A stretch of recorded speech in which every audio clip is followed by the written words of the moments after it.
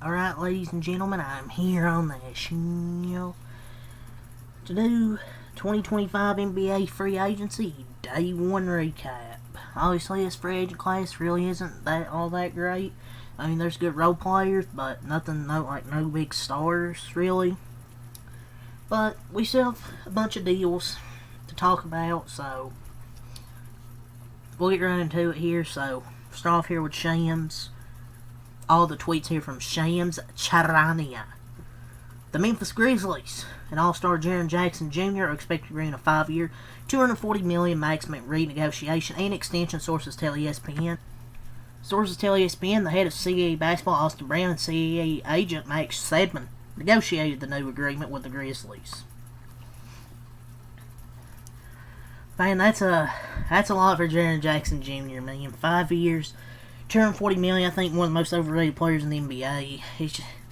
I don't know, man. He just fouls too much. Too many silly fouls, and he fouls out a lot of games. He doesn't rebound well. He shoots way too many threes for a big man. I just don't know, man. I just think it's an overpay for him. The Thunder made this dude look like a G leaguer, and the Grizzlies go out here and give him $240 million.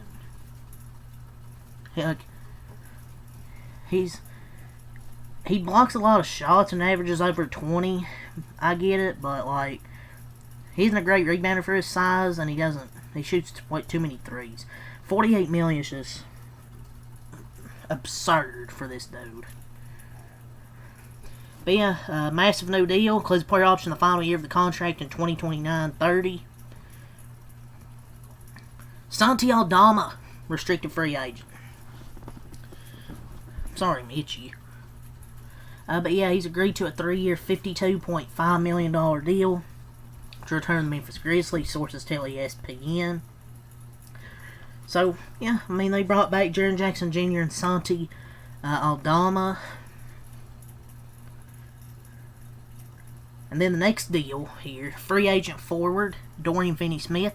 He agrees to a 4-year, $53 million deal with the Houston Rockets, sources tell ESPN. Rockets looking real nice, man. I can't lie, man. Adding Dorian Finney-Smith, strong, versatile defender, have over 41% from 3 last year. Lakers really trade all those second-round picks just to let them walk. Free agent center / forward Paul Reed, a.k.a. B-Ball Paul, what? Has agreed to a 2-year, $11 million deal, a.k.a. B-Ball Paul. Yeah, we ain't calling him that, buddy. He's a versatile role for them, I guess. I mean, it's what it is. Memphis Grizzlies, Cam Spencer agreed to a 2-year, $4.5 million deal. Cam Spencer. Okay, at this point, I've started a little bit frustrated because there was only 2 or 3 signings in the first 30 minutes, and I see Cam Spencer news.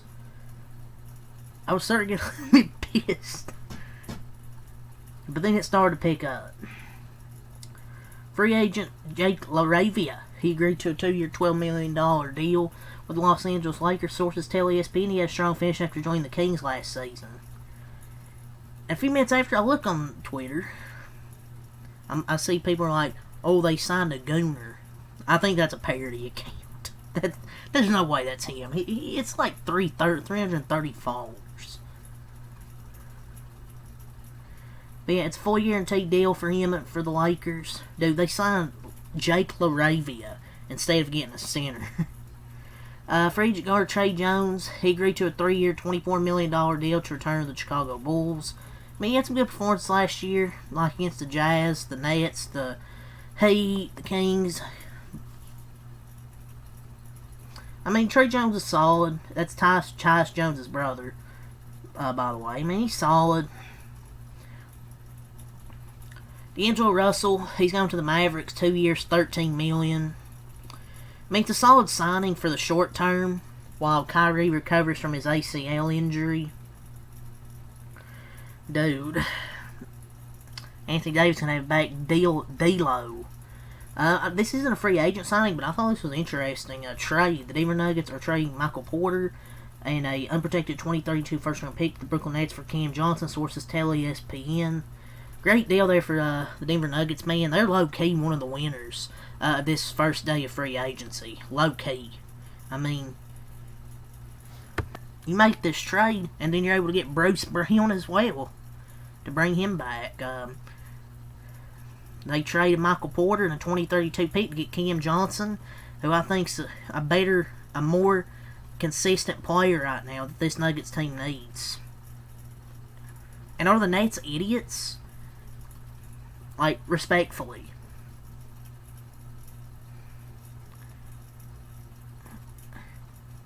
I don't know, but I mean, who knows about that 2032 pick, man? It's, what is that, like 6-7 years from now? And I don't think the Nets got a better player. You really gotta watch Michael Porter, dude. He is so inconsistent from three. It's not even funny. I mean, I guess the pick could hold value, but they ain't until 2032. And they're going to have their rookie group led by Michael Porter. Look, he's been with the Nuggets for great. I guess. What's MPJ getting traded for? He's getting traded for probably a kid's probably in the 6th or 7th grade right now.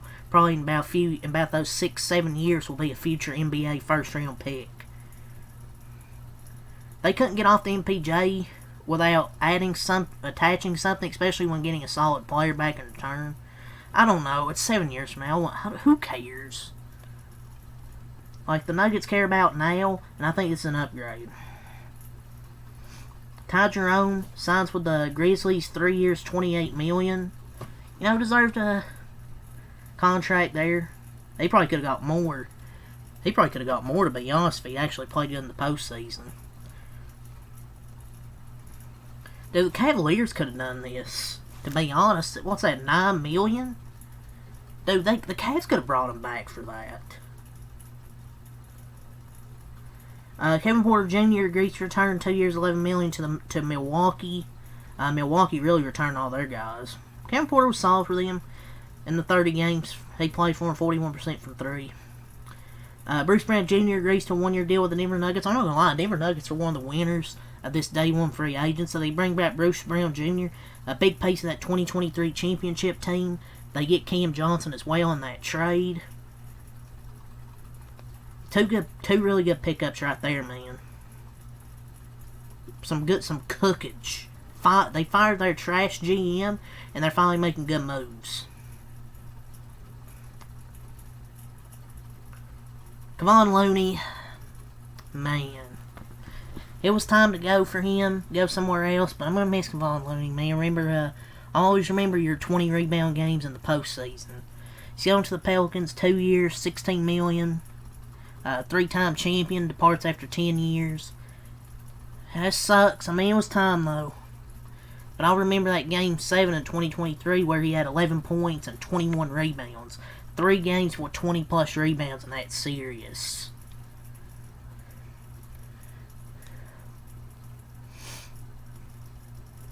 I mean, Pelicans, man.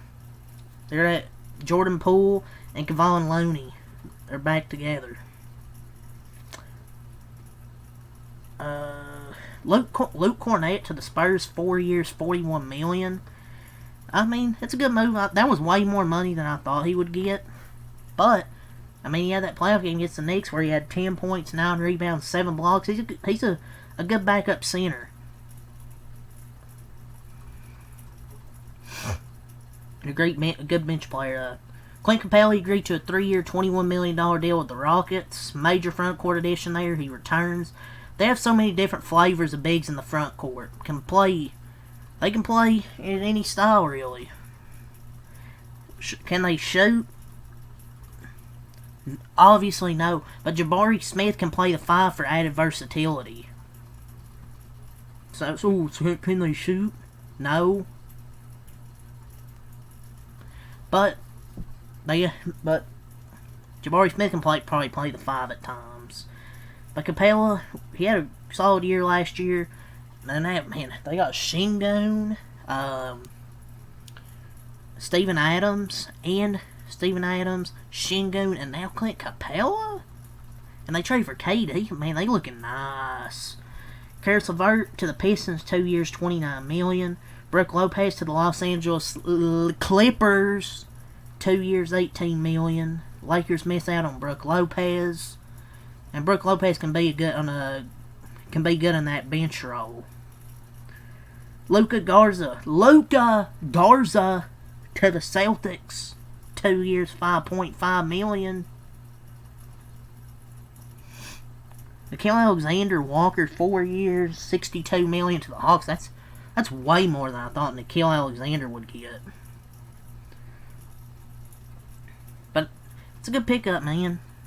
Did you guys know he's Shai Gilgeous is Alexander's cousin, and was actually playing against him in the Western Conference Finals? Did you guys know that? But yeah, that's way more money than I thought he'd get, but I think it's a good addition for their squad. Again, especially in a wide open Eastern Conference. It's a sign and trade. Atlanta sending a 2027 second round pick via Cleveland and cash, and that's it. I mean, it's not really surprising. Trade Tyus Jones to the Magic in a 1 year, $7 million deal. A very nice move for them, man. Tyus Jones averaged 10 and 5 last year in 26 minutes and shot 41% from 3. So a good move there for the Magic. Nigel Hayes-Davis to the Suns, 1 year deal. I don't give a fuck. Who cares? Luke Kennard to the Hawks, 1 year, $11 million. That's a good deal right there. 1 year deal for Luke Kennard. You know, he's like a 40-something% 3-point shooter. So I think it's a good move for them, and they're going all in with the Eastern Conference wide open next season.